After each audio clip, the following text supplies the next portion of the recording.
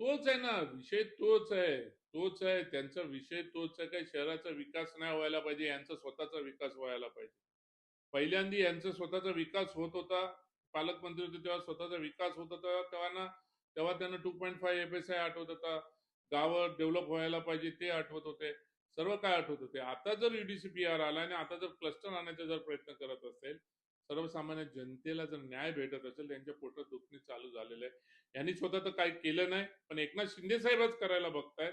तर एकनाथ शिंदे साहेबांना ते विरोध करतात का?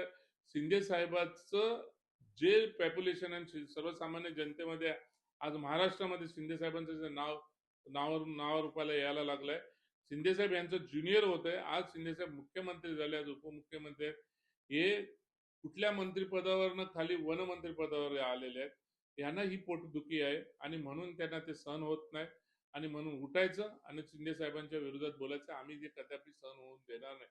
वेळ आली तर या घनसोली असेल, सर्वसामान्य जनता असेल, त्यांच्या घरावरती मोर्चा आणायला पण आम्ही मागे पुढे बघणार नाही. आम्ही प्रत्येक वेळेस वेळोवेळी मी स्वतः देतोय ऑपोजिशन लीडर म्हणून, आज पण मी देतोय, मी पण त्यांना ते उत्तर देतो ना, म्हणून मी त्यांना बोलतोय की त्यांनी स्वतःच्या गावाकडे पहिला पाहावं. मी तर बोलतो ट्रस्टच्या माध्यमातून त्यांनी त्यांचं गाव सुधारावं.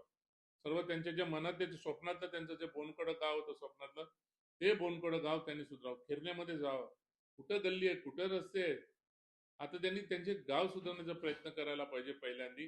नंतर पहिलं जर आपलंच गाव ते सुधारवले नाही तर सर्वसामान्य लोकांना ज्ञान देण्याचा त्यांनी प्रयत्न करू नये.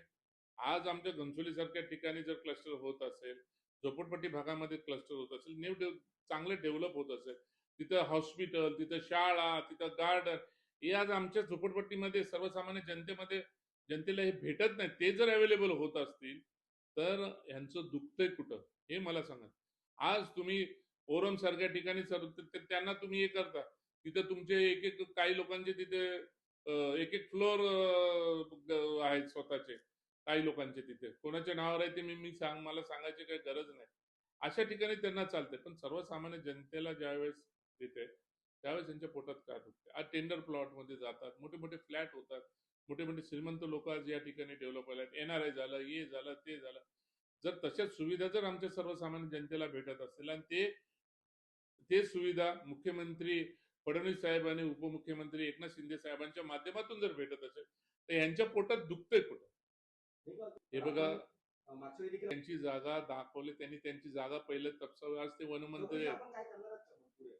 अरे आम्ही प्रत्येक वेळेस आम्ही लोक त्यांना उत्तर देतो, किती त्यांना उत्तर द्यावं आम्हाला, फक्त ते तिथे आम्हाला सांगायचं. त्यांच्या बाबतीत जर बोलायचं झालं, त्यांच्या बाबतीमध्ये एकच जलनसे, एक शिंदे साहेब आज एवढे मोठ्या पदावरती पोहोचलेले आहेत. त्यांचे ज्युनियर होते, त्यांच्या हाताखाली त्यांनी काम केलेलं होतं शिवसेनेमध्ये, आज ते या पदावर पोहोचले. तर त्यांना ते सहन नाही होत, त्यांची ती सहन करण्याची ती कॅपॅसिटी नाही. म्हणून ते आपल्या कुठेतरी आज पालघरमध्ये काय चाललंय, जाऊ ना तरी पालघरचे ते पालकमंत्री आहेत ना, तिथं काय दिशा चालली, तिथं महापूर आहे, तिथं हे आहे. ते पालघर सोडून 24 तास कुठं पडलेले असतात नव्या मुंबईमध्ये. त्याने तिकडे बघा ना, तिकडे रोड रस्ते किती लोक वाहून गेले, किती लोक मेले, त्यांना लक्ष नसतं. आज आपल्या इथं उठलं सुटलं नवी मुंबई, अरे नवी मुंबईची वाट लावली नवी मुंबईच्या. आपण काय करणार, वेळ आल्यावर आम्ही पण करणार ना. आम्ही काय गप बसणार आहोत, आम्ही बोलतोय ना. तर मग आम्ही वारंवार झालेलं, आम्ही त्या बाबतीत जे काय पाहिजे वरच्या लेवलने जे नोंदवलं जातंय, काही गोष्टीचा निषेध पण केला जातोय, ते आमच्या हातात. वरच्या लेवलने कशाला यायला पाहिजे, आम्ही त्याला कॅपेबल आहोत, आम्ही आमच्या पद्धतीने आम्ही करू. काय नाही बघा, याची सुरुवात केली होती गणेश नाईक साहेबांनी. सिडकोच्या वाशी सेक्टर 1 ला पहिले जर कुठले टावर उभी राहिले असेल ते गणेश नाईकांच्या माध्यमातून उभं राहिले. मला आठवतं की पृथ्वीराज चव्हाण मुख्यमंत्री असताना त्यांना मान्यता भेटत नव्हती, तर त्यांनी आटापिटा केला होता. त्यावेळेस किशोर पाटकरा त्यांच्या बरोबर होता त्यावेळेस. मग त्यावेळेस त्यांनी 2.5चा मला वाटतं त्यावेळेस तो क्लस्टरची आपले क्लस्टर बोलतो रिडेव्हलपमेंटची योजना होती. त्यावेळेस त्यांनी स्वतः ठराव पास करून सर्व पाठवलेले होते. बोनकोडे गावचं एक नव्या मुंबईमध्ये मॉडेल गाव म्हणून मी तयार करणार म्हणून त्यांचे स्वप्न होते. मग हे त्यांनी कुठं घालवले. आणि आता सर्वसामान्य जनतेला, मला तर झोपडपट्टीपासून आमच्या माथाडी असेल आणि मध्यमवर्गीय घरं असतील, त्यांना जर क्लस्टर मधून जर मोठे घरं भेटत असतील तर यांचं दुखतंय कुठं. ह्यांचा फक्त एवढं त्रास होतोय की ऑपोजिशनच्या लोकांमध्ये आज झोपडपट्टी एरियात सर्वात जास्त 80% ऑपोजिशनचे नगरसेवक आहेत, शिवसेनेचे नगरसेवक आहेत, माथाडीमध्ये शिवसेनेचे नगरसेवक आहेत, तिथं मध्यमवर्गीय जे काय वाशीचा तो जो एरिया आहे तिथं पण मध्यमवर्गीय लोक आहेत. हे ह्या लोकांना जर मोठी घरं भेटत असेल तर यांना दुखण्याचं कारण काय आहे? आणि मग नंतर उठायचं आणि मग एकनाथ शिंदे साहेबांच्या नावाने तुम्ही कॅबिनेटमध्ये मग त्याचा आणा ना, बसा ना, ठराव आणा ना.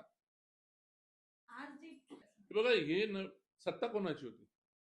पालकमंत्री 15 वर्ष कोण होते ठाणे जिल्ह्याचे? सत्ता कोणाची होती? यांचीच सत्ता होती ना. मग यांच्या डोळ्यावरती का पट्टी बांधले होते का तेव्हा? तेव्हा डोळ्यावर पट्टी बांधलेले होते. डिग्यापासून सुरुवात करा.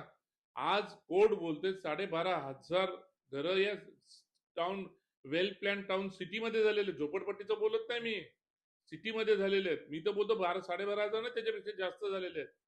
मग हे तेव्हा झोपलेले होते का? मग तेव्हा यांना रोड रस्ता ह्या सर्व गोष्टी दिसत स्वतःच्या गावाकडे त्यांनी झुकून पाहावं ना. आमचं म्हणणं हेच आहे, सर्वसामान्य जनतेचं ज्यावेळेस चांगलं होणार असेल तर यांच्या दुखतंय का?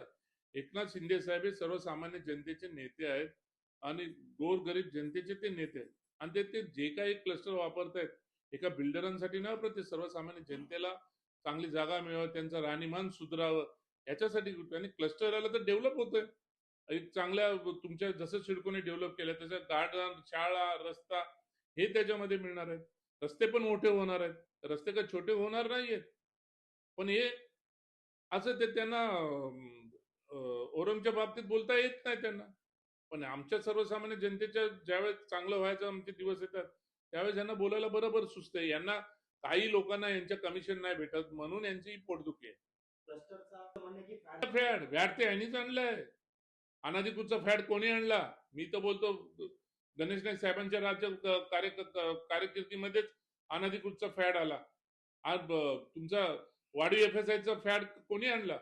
2.5चा एफएसआय साठी आम्हीच झगडत होतो. नवी मुंबई महानगरपालिकेचा ठराव शासनाला पाठवण्यात आला होता. त्यावेळेस पृथ्वीराज बाबांनी त्या गोष्टी थांबवल्या होत्या. तेव्हा यांनीच याच्यामध्ये विष्णुदास भावेमध्ये मोठी सभा घेऊन त्याला विरोध केला होता. हे आम्ही सुरुवात केलेले. यांची सुरुवात आहे ही सर्व काय. यांचेच स्वप्न होते. मग यांना त्यावेळेस 2.5 एफएसआयचं त्यांना वाटत होतं. सर्वीकडे ते भाषण करत होते. आमच्या झोपडपट्टीमध्ये भाषण झालेले त्यांचे, ते रेकॉर्डिंग मी मागे तुम्हाला लावून दाखवलं सुद्धा होतं की झोपडपट्टीचं सिंगापूर करणार. सिंगापूर कसं करणार? एफएसआय आल्यावर, क्लस्टर आल्यावरच करणार ना. या सर्व गोष्टी बघा, या सर्व गोष्टीला आज हे स्वतःच्या चुका झाकून द्यायला बघतात. यांनी सांगावं ना हे काय झालं. जर एवढीच जर यांना या शहराची जर काळजी होती तर मग हा शहर दूषित होऊन दिलं नाही तो पाहिजे त्यांनी. मग त्यांनी कशा पद्धतीने मग हे होऊन दिलं.